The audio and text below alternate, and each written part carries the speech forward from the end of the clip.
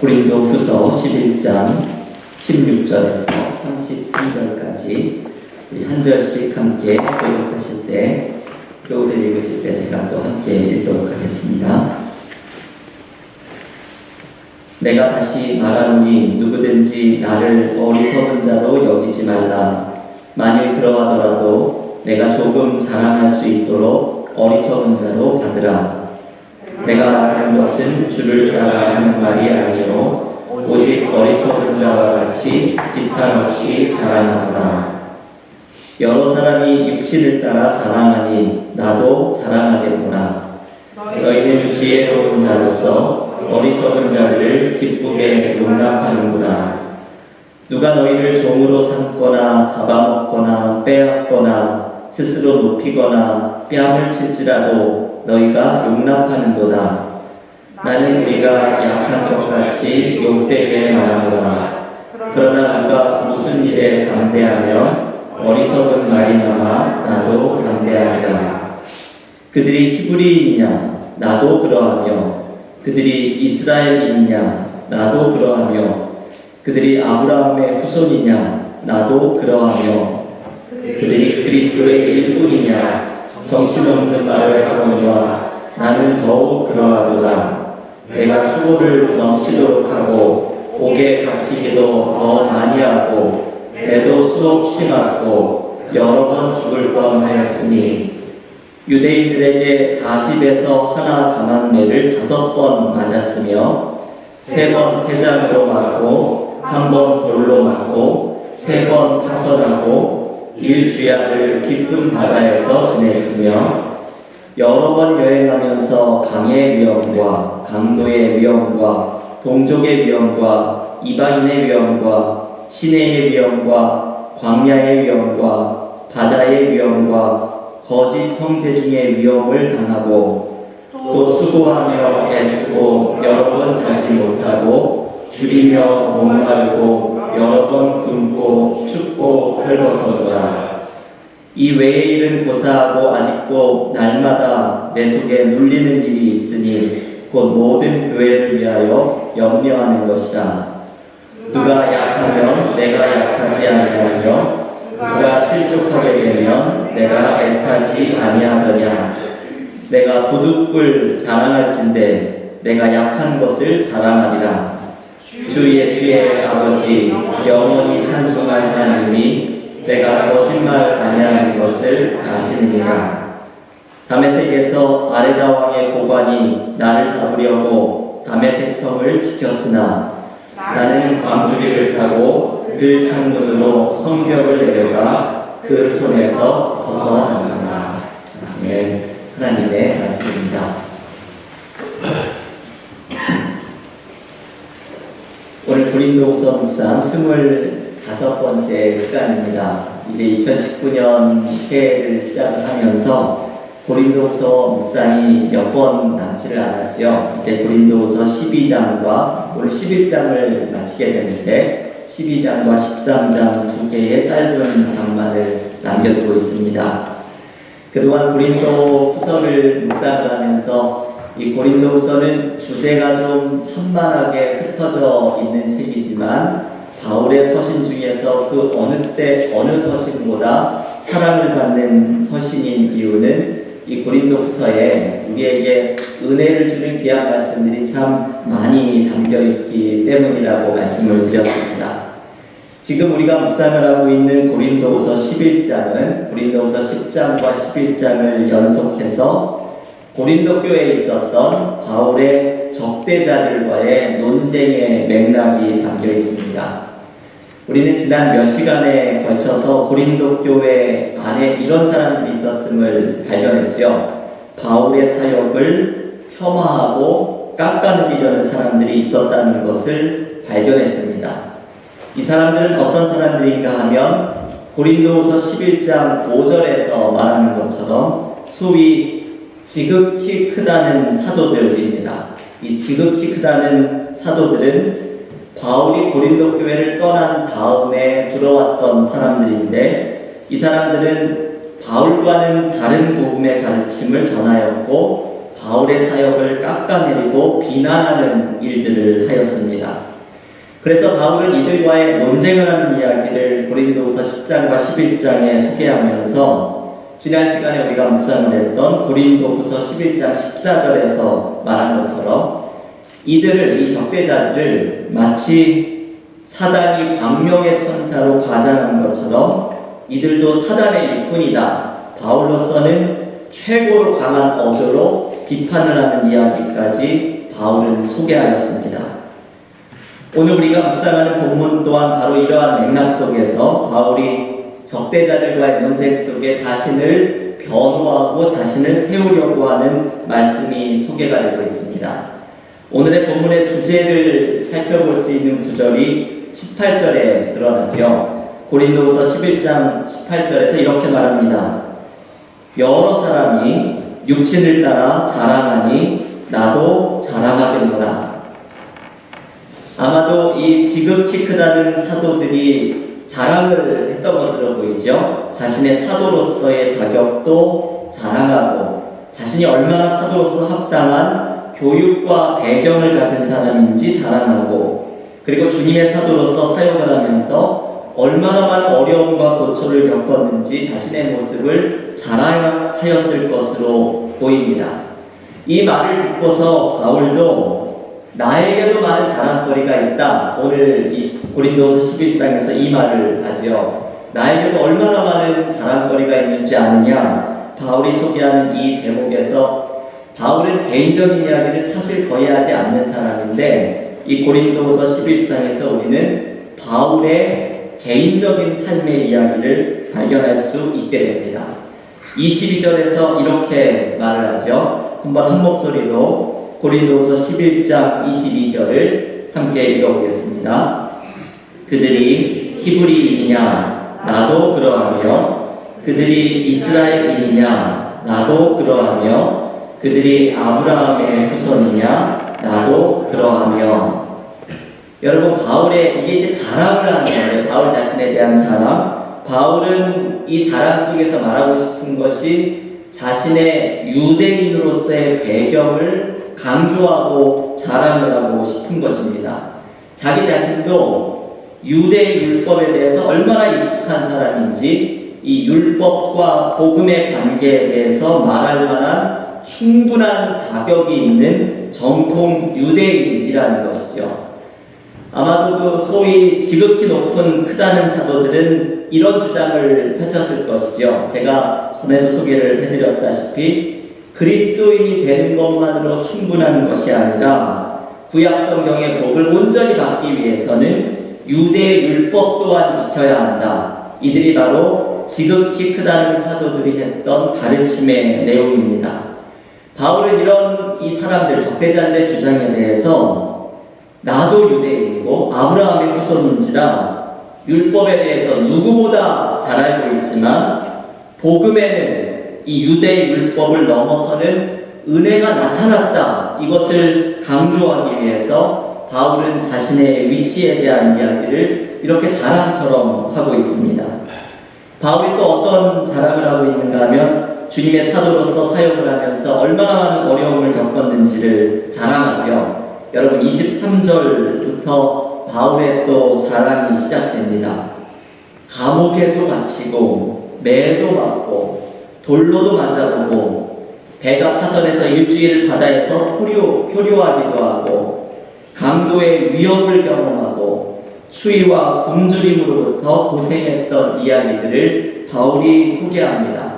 바울이 이런 자신의 이야기를 좀처럼 하지 않는 사람인데 자신이 얼마나 사도로서 사역을 하면서 고생을 했는지 이야기를 하면서 자신이 주님의 복음을 전하는 사도로서 얼마나 자격이 충분한지를 소개를 합니다. 바울의 이런 모든 자랑들은 이 적대자들의 자랑에 맞서서 논쟁하는 맥락에서 소개하는 이야기들입니다. 그런데 여러분, 오늘의 본문은 기가 막힌 반전을 가지고 있습니다. 이러한 모든 자랑에 대한 이야기 속에서 바울은 자신과 적대자들을 구분하는 가장 중요한 특징에 대해서 이야기합니다. 바울이 자신과 적대자를 구분하는 특징은 바울에게 더 많은 자랑거리가 있다는 것을 강조하는 데 있지 않습니다. 자신도 정통 유대인이고 더 심한 고난과 핍박을 받았다는 것을 자랑하려는 것이 바울의 초점이 아닙니다. 바울은 자신과 적대자를 구분짓는 특징을 오히려 반대를 이야기하죠. 바울 자신이 약하다는 것, 그리고 이 약한 것을 나는 자랑한다는 것, 이게 사실은 나의 진짜 자랑거리라고 이야기를 합니다. 오늘 여러분 본문의 메시지는 바로 여기에 있죠. 오늘 본문 고린도후서 11장 30절의 말씀인데 한번 한 목소리로 고린도후서 11장 30절을 함께 읽겠습니다. 내가 부득불 자랑할진대 내가 약한 것을 자랑하리라. 아멘. 여러분, 이것이 바울의 진짜 자랑거리입니다. 약한 것을 자랑한다라는 말이죠. 이 말의 의미를 이제 다음 주 수요일에 묵상할 고린도서 12장에서 바울은 구체적으로 이것을 풀어가기 시작합니다. 여러분이 약한 것을 자랑하겠다는 것, 이게 바울이 최종적으로 말하고 싶은 자신과 적대자들을 구분하는 특징입니다. 진짜 사도의 표지는 바로 이 약한 것을 자랑하는 것에 있다는 것이 바울의 생각입니다. 여러분, 바울에게 왜 약한 것을 자랑하는 것이 이렇게도 중요합니까? 내가 약하다는 것, 이것이 자랑거리가 될 수 있는 이유는 어디에 있습니까? 왜냐하면 바울에게는 이것이 복음의 본질적인 모습과 연결이 되어 있기 때문입니다. 내가 약한 것을 자랑하는 이유는 복음의 본질이 내가 죽고 내 안에 예수가 사는 것이기 때문입니다. 갈라디아서 2장 20절의 말씀이지요. 제가 한번 읽어드리겠습니다. 혹시 암송하시는 분들도 있겠지요. 내가 그리스도와 함께 십자가에 못 박혔나니 그런즉 이제는 내가 사는 것이 아니요 오직 내 안에 그리스도께서 사시는 것이라. 이제 내가 육체 가운데 사는 것은 나를 사랑하사 나를 위하여 자기 자신을 버리신 하나님의 아들을 믿는 믿음 안에서 사는 것이라. 아멘. 여러분이 갈라디아서 2장 20절은 복음의 본질을 가르쳐줍니다. 그것은 나의 죄가 십자가에 죽고 나의 옛 자아를 십자가에 못 박고 이제는 주님이 내 안에 사시는 것을 의미합니다. 예수와 함께 살아가면서 주님이 주시는 새 생명의 내가 되는 것, 주님께서 나에게 허락하신 새 생명의 나로 살아가는 것, 이것이 복음의 본질입니다. 그리고 이 복음의 핵심에는 약함이 있습니다. 이것이 바울의 주장이지요. 내가 강하려고 하면 내가 죽지 않습니다. 내가 강하려고 하면 나의 옛자를 십자가에 못 박을 수 없습니다. 내가 죽고 내 안에 예수가 살기 위해서는 나의 강함과 교만함을 내려놓아야 합니다. 이것이 바울이 말하는 약함입니다. 나를 내려놓고 주님의 은혜로 살아가려는 약함이 바로 복음의 본질이고 이것이 바울이 자랑하려고 하는 진짜 자랑입니다.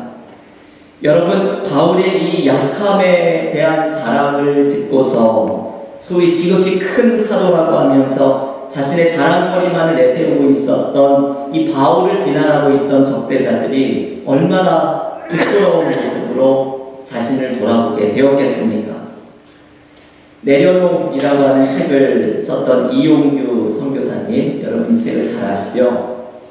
이분의 두 번째 책이 더 내려놓음이라는 책인데 이 책에 보면은 자기가 썼던 첫 번째 책이 이렇게 사람들에게 깜짝 놀랄 만한 인기를 끌지를 몰랐다고 이야기를 합니다. 그러면서 이 내려놓음이라는 책을 많은 사람들이 읽고서 자신에게 이런 말들을 했다는 것을 두 번째 책에서 소개해 줍니다. 어떤 교회학교 교사는 내려놓음이라는 책을 읽고서 그동안 교사 직분을 감당하는 것이 부담스럽고 어렵고 그래서 고민을 했는데 마음의 자유를 위해서 이제 그 직분을 내려놓아야겠다고 말했다고 합니다. 어떤 학부모님들은 이게 전부 이렇게 엉뚱하게 적용한 일들을 제가 소개하는 것입니다. 어떤 학부모들은 내려놓음을 잊고서 애들이 혹시 공부를 내려놓을까봐 걱정이 된다고 이 저자에게 말한 분도 있다고 합니다.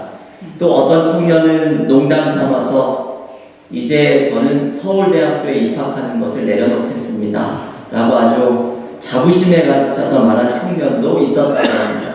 이 사람들이 전부 이렇지요. 모든 것을 자기 식대로 해석을 합니다. 그런데 이용규 선교사님은 자기가 쓰려고 했던 그 내려놓음은 이런 의미들이 아니라고 말을 합니다. 내려놓음은 제가 조금 전에 읽어드렸던 갈라디아서 2장 20절의 말씀에 대한 설명이라고 말을 합니다. 나를 내려놓을 때 주님과 함께 살아간다. 이 복음의 메시지를 전하고 싶었다는 것입니다. 오늘의 부분에서 바울은 약함을 자랑하겠다는 말이 복음의 본질을 붙잡는 말이고 이용규 선교사님에게는 내려놓음이라는 것이 바로 복음의 본질을 붙잡으려고 하는 말씀인 것입니다. 여러분, 그리스도인의 자랑은 바로 이 약함에 대한 자랑이 되어야 합니다.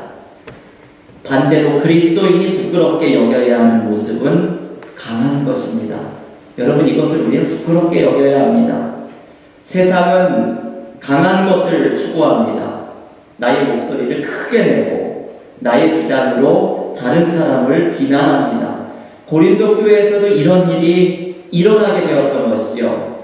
소위 지극히 크다는 사도들이 자신의 가르침을 앞세우고 그 가르침을 바탕으로 해서 바울의 사역을 평가하고 비난합니다. 그런데 바울은 이들과 논쟁을 하는 맥락에서 이렇게 결론을 내립니다.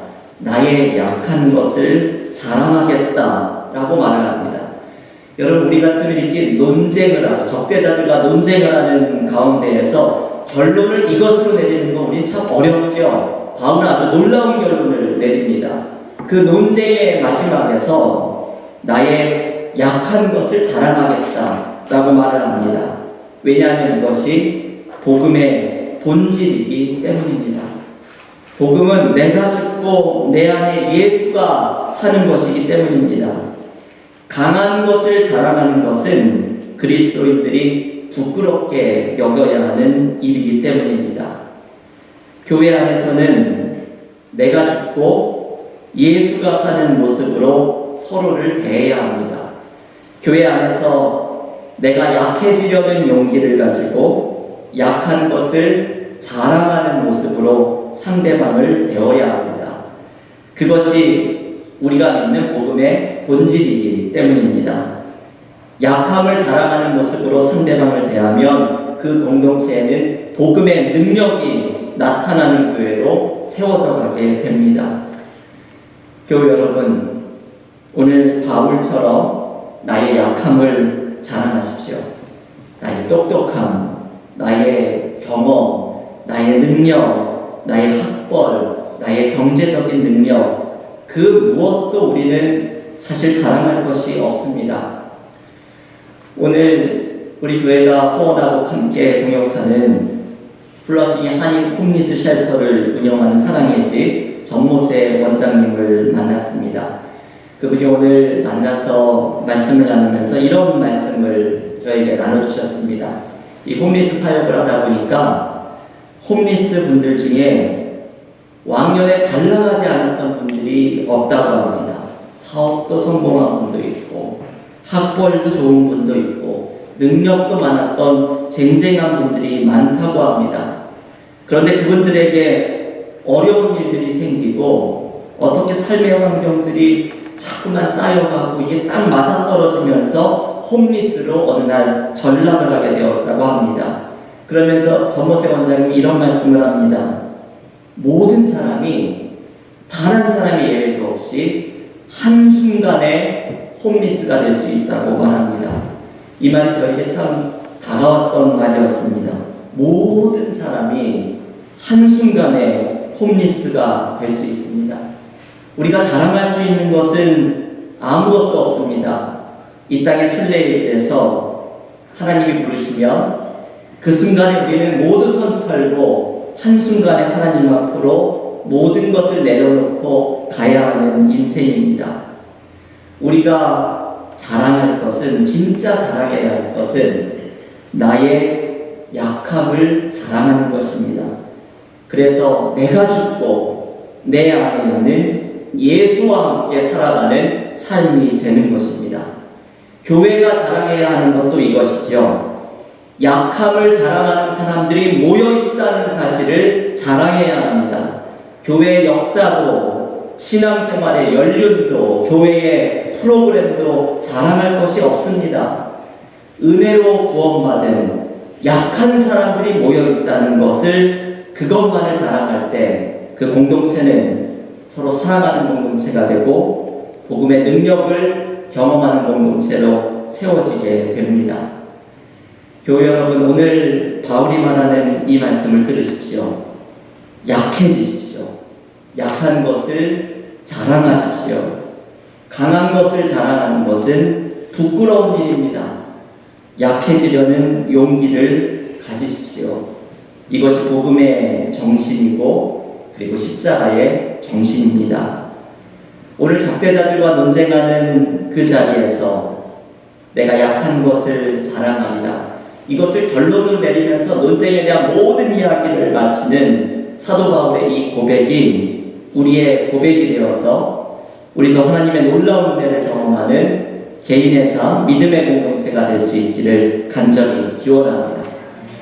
그러면 여러분, 우리는 어떻게 약한 것을 자랑할 수 있을까요? 이미 이 질문에 대한 대답은 나왔죠. 약한 것을 자랑하는 것이 복음의 본질이라는 것을 깨닫게 되면 약한 것을 자랑할 수 있는 삶으로 나아갈 수 있게 됩니다. 그런데 우리가 약한 것을 자랑할 수 있는 또 다른 방법이 있지요. 그것은 바울에게서 배우는 또 다른 방법인데 주님을 사랑하는 것입니다. 주님을 사랑하면 나의 약한 것을 자랑할 수 있게 됩니다. 바울이 빌립보서 3장 8절과 9절에서 이렇게 말씀합니다. 모든 것을 해로 여김은 내 주 그리스도 예수를 아는 지식이 가장 고상하기 때문이다. 내가 그를 위하여 모든 것을 잃어버리고 배설물로 여김은 그리스도를 얻고 그 안에서 발견되려 하려 함이니라. 아멘. 여러분, 오늘 우리가 찬양팀과 함께 찬양을 부르면서 마지막 세 번째 찬송가가 바로 이 메시지로 되어 있는 찬송이었죠. 오늘 찬양팀과 제가 영적으로 통했다, 그런 생각을 찬양을 하면서 앉아 있었습니다. 바울은 이 빌립보서 3장의 말씀에서 그리스도를 위해서 모든 것을 배설물로 여기겠다고 말을 합니다. 자신이 소중하게 생각하던 것, 자신에게 중요하게 생각되던 것, 이 모든 것들이 주님을 향한 사랑 속에서 가치 없는 것들로 여겨집니다.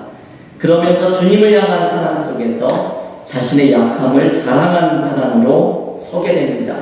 바울에게는 바로 이 마음이 있었죠. 주님을 사랑하면 모든 것을 내려놓을 수 있게 됩니다. 김동호 목사님의 마하나임이라는 책에 보면 이 목사님의 아버지에 대한 이야기가 소개됩니다. 김동호 목사님의 아버지는 한국 전쟁 때 피난을 내려와서 이 가난한 살림의 가장의 책임을 담당하냐 학교 수의를 하면서 항상 근검절약하고 이 돈을 아끼느라 친구들을 만나러 외출도 나가지 않았던 그런 근면하고 검소한 삶을 살아갔다고 소개를 합니다. 자기의 생활은 전혀 없고 오직 가정을 위해서 헌신을 하셨던 아버지라고 이야기를 합니다. 아버지가 건강이 좋으셔서 백수를 하실 수도 있을 만한 분이셨는데 너무 가정을 위해서 애를 쓰고 노력하시느라 73세의 나이에 세상을 떠나신 이야기도 소개를 하고 있습니다. 그런데 이 아버지의 이북에서의 생활을 알고 있던 아버지의 친구들은 아버지의 이런 삶이 이해가 되지 않는다고 말을 했습니다. 이 아버지의 별명이 천하의 누구누구, 천하의 아무개라는 별명을 가지고 있었던 이 아버지가 어떻게 학교에 수인하면서 이렇게 근검절약하면서 자신의 생활을 하나도 없이 살아갈 수 있는지 아버지의 친구들이 이해가 되지 않는다고 말했습니다. 그런데 김동호 목사님은 이 이야기를 소개하면서 아버지가 어떻게 이런 삶을 살 수 있었는지 자신은 알고 있다고 말을 합니다. 아버지가 이 목사님이 초등학생일 때 이런 말을 했기 때문입니다. 얘야, 47에 너를 낳고 보니 학교 수위가 뭐냐, 똥구르마라도 끌겠더라. 이게 아버지가 했다는 말입니다. 47에 너를 낳고 나니 뭐든지 못할 게 무엇이냐, 학교 수위가 대수냐, 똥구르마도 끌 수 있겠더라. 친구들에게는 천하의 아무개로 알려졌던 아버지였지만 아들 하나 때문에 모든 것을 포기하였던 아버지였던 것이지요. 이 이야기를 소개하면서 김동호 목사님이 이렇게 말을 합니다. 사랑하면 버릴 수 있습니다. 사랑하면 내려놓을 수 있습니다. 사랑하면 십자가도 질 수 있습니다. 여러분, 주님을 사랑하면 내려놓는 것이 가능하지요. 주님을 사랑하면 나의 약함을 자랑하는 것이 가능해집니다. 여러분, 그리스도인의 삶의 핵심은 바로 여기에 있습니다. 주님을 사랑하면서 나의 약함을 자랑하고 나의 약함을 자랑하면서 복음의 능력이 나타나는 것을 경험하는 것입니다. 교회 공동체의 핵심 또한 여기에 있습니다. 주님을 사랑하는 마음으로 나의 강함을 내려놓고 나의 강함을 내려놓으면서 복음의 능력을 경험하는 공동체가 되는 것입니다. 교회 여러분, 오늘 바울이 말하는 약함을 자랑하는 축복이 우리에게 임하기를 원합니다. 이것이 복음의 본질입니다. 나의 약함을 자랑할 때 내가 죽고 예수가 사는 놀라운 은혜를 경험하는 믿음의 교우들, 그리고 우리 은혜와 사랑의 공동체가 될 수 있기를 주님의 이름으로 간절히 축원합니다.